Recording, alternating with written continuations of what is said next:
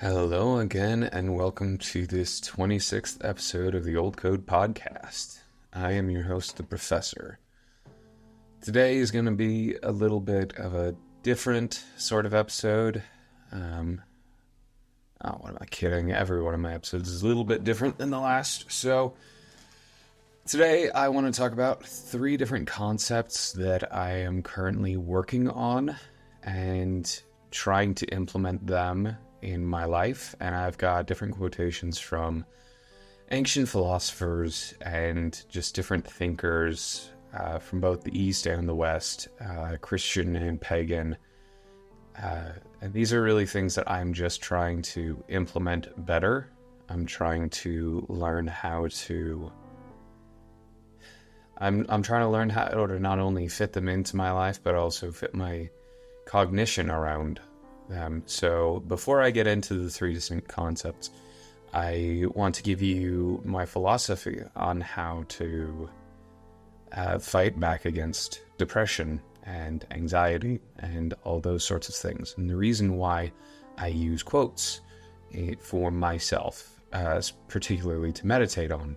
So the biggest thing that I've noticed when it comes to depression and anxiety and things like that is it's yourself telling yourself something.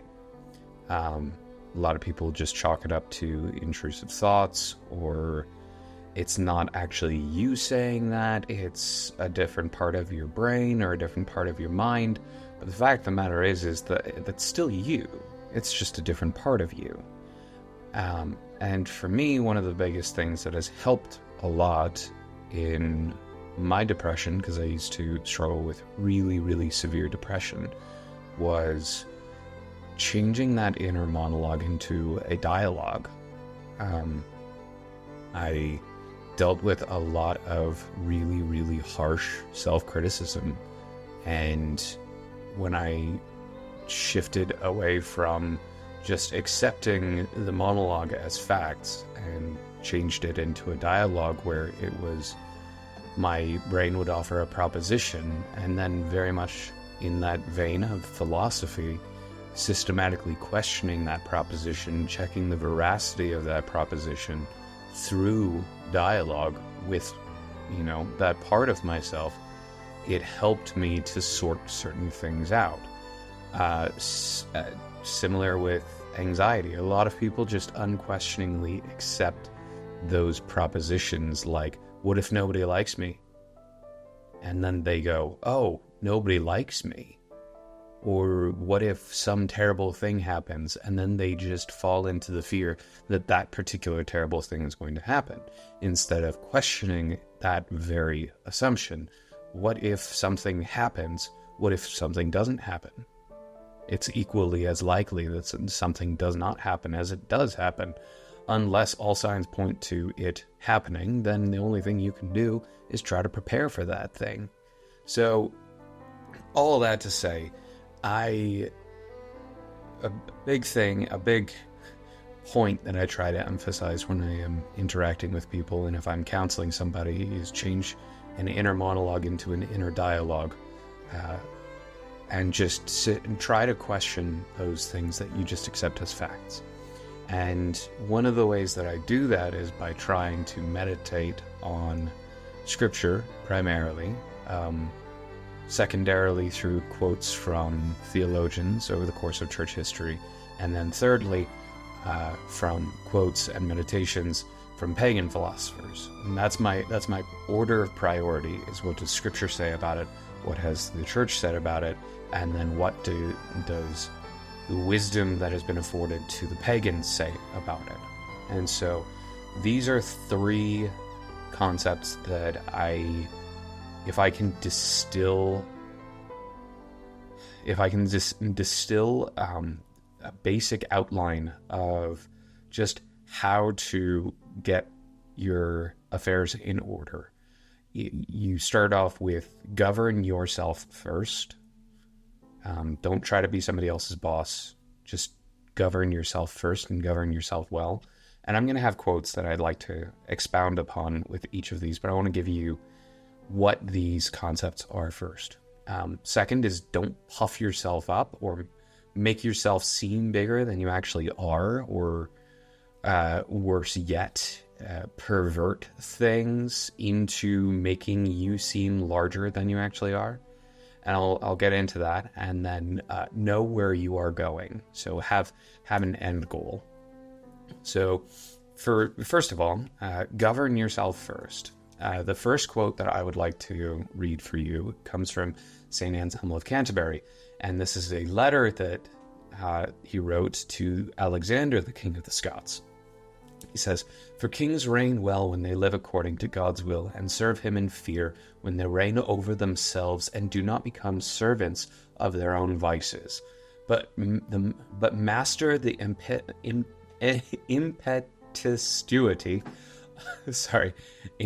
impetuous nature of these by courageous constancy. For there is no inconsistency between constancy in virtue and royal courage in a king." So, big thing to remember tease out with this quote is there is no inconsistency between constancy in virtue and royal courage in a king. Constancy in virtue means that you are, I've heard it put it this way, doing the next right thing. And royal courage in a king, first of all, we go back, I believe I defined courage a while back as the willingness to do the good, even at the expense, at one's personal expense, whether that's danger or loss.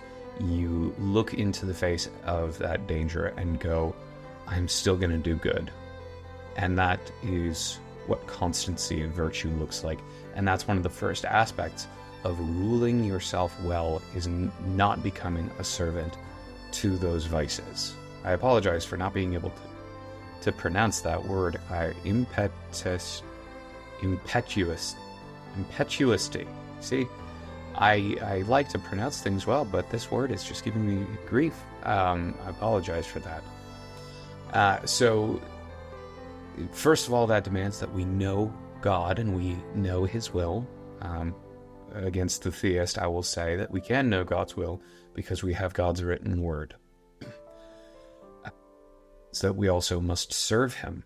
And when it says, when they reign over themselves and do not become the servants of their own vices. So there's this kind of paradoxical nature when it comes to self-governance. Either you govern yourself or you govern yourself, because your vices are still you. It's not anything outside of you that vice comes from. It's the sin in your own heart that can come to govern you. And so either you govern yourself in virtue, or you will tyrannically govern yourself in vice. So that's the first quote for self-governance. The second one comes from the East, from Mencius, of all people. What is the difference in form between refusal to act and inability to act? If you say to someone, I am unable to do it, when the task is one of striding over the North Sea with Mount Tai under your arm, then this is a genuine case of inability to act. But if you say, I am unable to do it when it is one of massaging an elder's joints for him, then this is a case of refusal to act, not inability.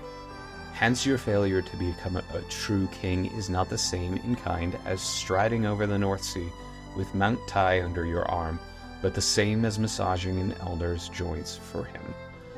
Now, Mencius had this premise where if you did not act in accordance with the name of the thing, then you are no longer morally that thing. So if you are not acting in accordance with a true king who extends love to his and regard to his subjects, then you are no longer morally that true king. Now, there's a whole lot of implications in Christianity. We don't necessarily affirm that idea, but there is a premise, like if you are a pastor and you fail to live accordingly to the virtues that govern being a pastor, then you are ruled as ineligible to be an elder. So the premise when it comes to governance of self, when you are looking at, okay, how can I get things in order? All right, I'd like to be able to lose weight, or I'd like to be able to get better at a particular subject. When we talk about how we live our lives a little bit better, a lot of the things that we end up coming to is saying, I can't do this, I can't do that, I can't go to the gym, or I can't read 5 books a day, or I can't do X, Y, or Z, I can't. How many of our decisions that we're making are refusal versus actual inability? So let's say, like right now, I'll be candid, I have not been able to go to the gym in probably a couple weeks. I usually like to work out, I usually encourage working out, but I currently have a teething 10-month-old who does not sleep through the night. So I have not been able to sleep well enough in order to actually have enough energy to go to the gym. However, what I can do is I can afford 5 minutes, 10 minutes, 15 minutes, sometimes half an hour to go for a walk and get some good exercise in that way. So if I'm trying to get in a little bit better shape, what I can't do is sleep enough to be able to get to the gym by 5 in the morning. What I can do is get some good walking in. However, if I say I can't work out or I can't exercise, that's me refusing to exercise. It's not a complete can't or inability to do so. So recognize, and this also extends to things morally, like, I can't forgive someone, I can't let go of that, I can't share this, or there's so many things that we put forward emotionally or morally that we say that we cannot do, but ultimately we are actually refusing to do them. So, quote number 3, but the one who seems to rule over men, but who is enslaved to anger and the love of power and pleasures, first will appear quite ridiculous to his subjects, since he wears a crown of gems and gold, but is not crowned with moderation, since his whole body shines with a purple robe, but he has a disarrayed soul. Second, he will not even know how to administer his command.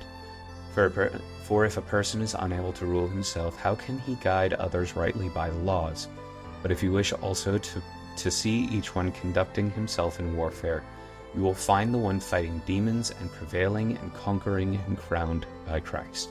This is from St. John of Chrysostom on the comparison of a monk and a king.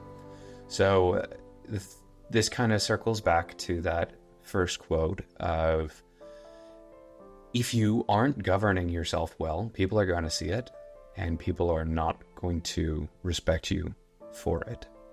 People are going to think you quite silly, actually. And I think that looking at our contemporary government, most contemporary governments, we can see exactly that, especially when public scandals always come to light. We look at that person and go, oh my goodness, how can we trust that person when they're so morally debauched?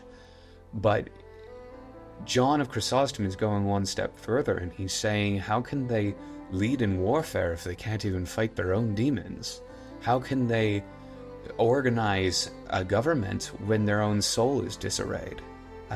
So this is one of those things that I've tried to tuck away in my heart, especially because I'm planning on going into some form of leadership in the future, and especially because already I am in a form of leadership in my family. My wife sees all of my screw-ups. She is there to witness all of my mistakes. And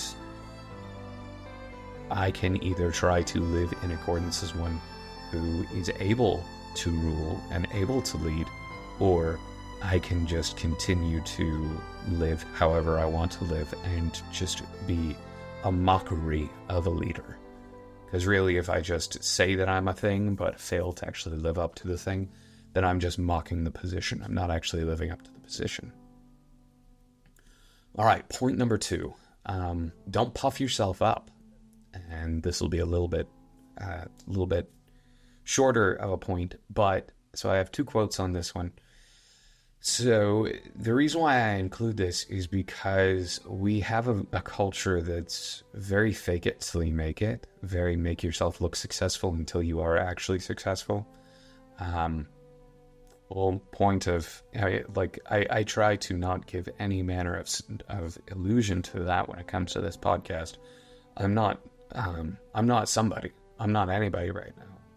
And I don't want to portray that I am anybody right now. I'm just somebody who's read a lot and studied a fair amount, and I like to think, and that's all I've got going for me, really. So, and I try to share what I've learned with you guys. So don't puff yourself up.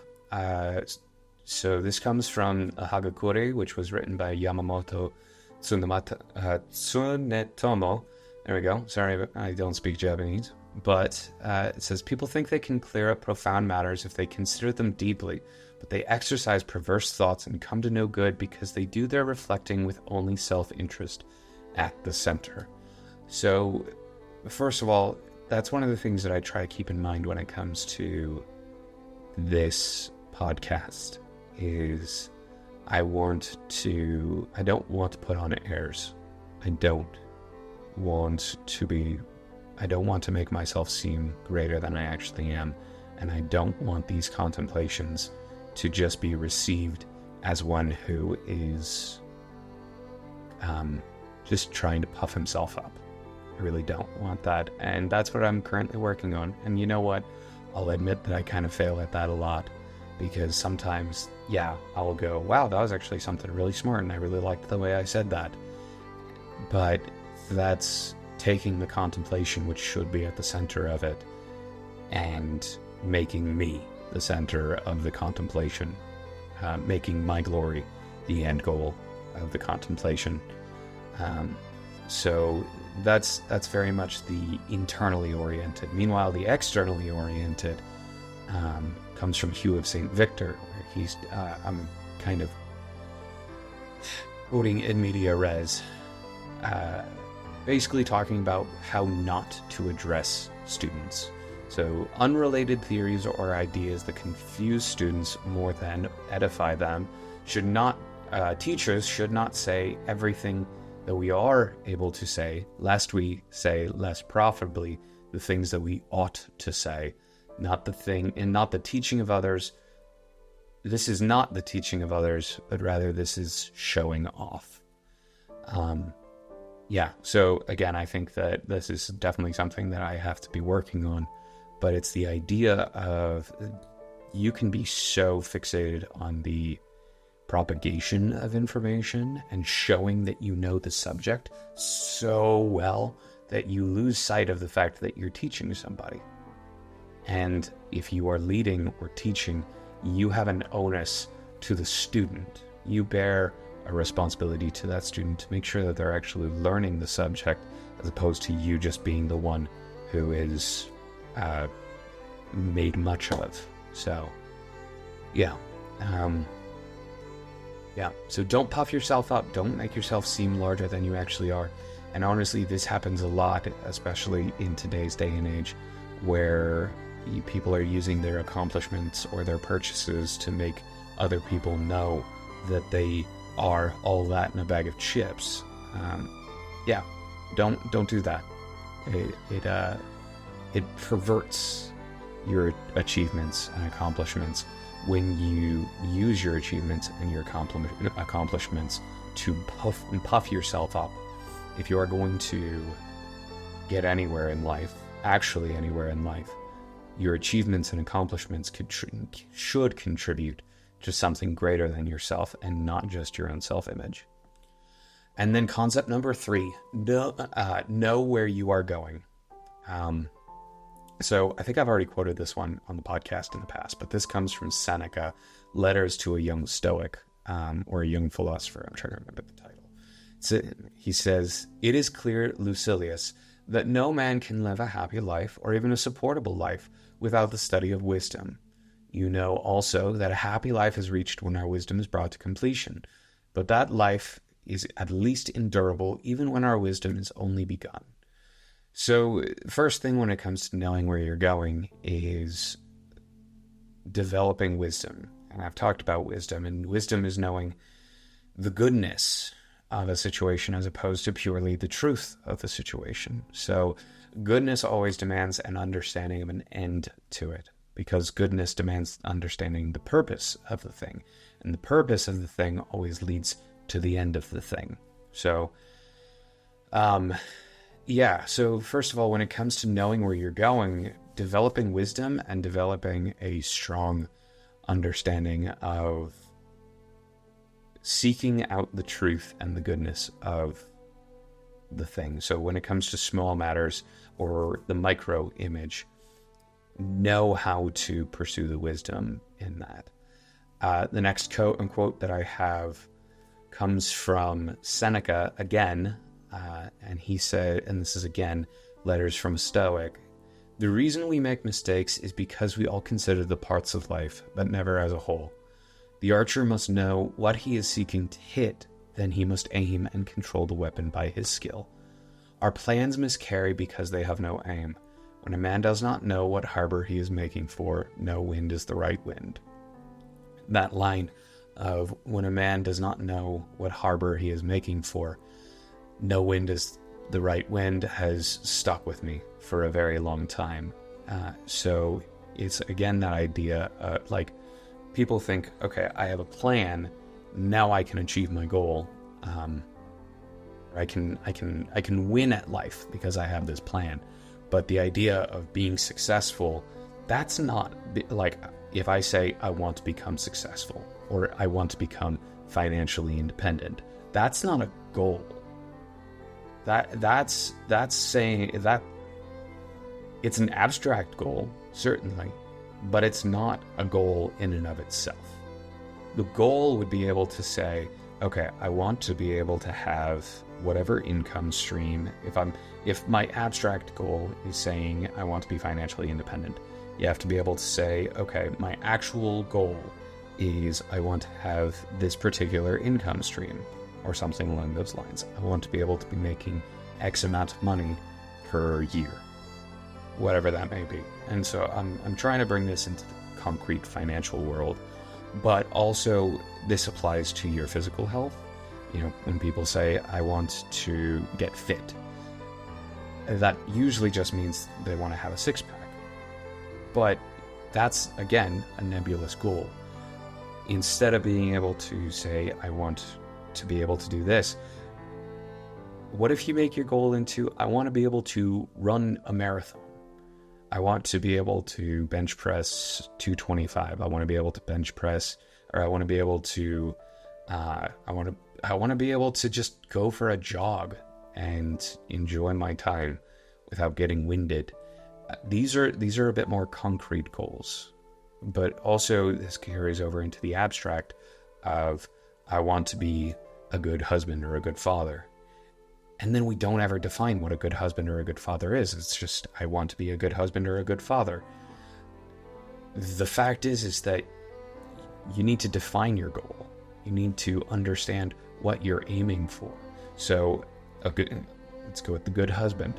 A good husband is going to be strong, but he's going to be gentle. He needs to be loving. He needs to hear and listen to his wife. He's not subservient and he's not going to obey her, but he needs to hear her because he needs to regard her as his own body. All of that, anyway, that's a bit beside the point, but know the actual goal that you're striving for, because until you know the actual goal, making plans is just going to be a nightmare, because you're going to be making plans to try to cover an abstract goal, and an abstract goal by necessity has more things undefined than defined. And when you're trying to create a goal for something that is undefined, it's impossible. So the third quote that I have for you is, wipe out the imagination, stop the pulling of the strings, confine thyself to the present, understand well what happens either to thee or to another. Divide and distribute every object into the causal and the formal, and the material. Think of thy last hour. Let the wrong which is done by a man stay there where the wrong is done. And this comes from Marcus Aurelius' Meditations. And this kind of, I want to wrap up this episode with this quote, with the understanding of first of all, know your goals, govern yourself well, don't puff yourself up, but also when it comes to the future, when it comes to your fears, when it comes to your anxieties, just recognize that that's your imagination. Recognize that that's a part of you, but if it's a part of you, you have the opportunity to control it. There is not a single part of you that is not necessarily under some manner of your control. You can't necessarily cure yourself of a toothache. You can't fix a sin problem. But when it comes to imagination, you can learn how to control your imagination. You can anyway, when it comes to the things done wrong in the past, leave them there. As hard as it may be, leave the wrongs done in the past.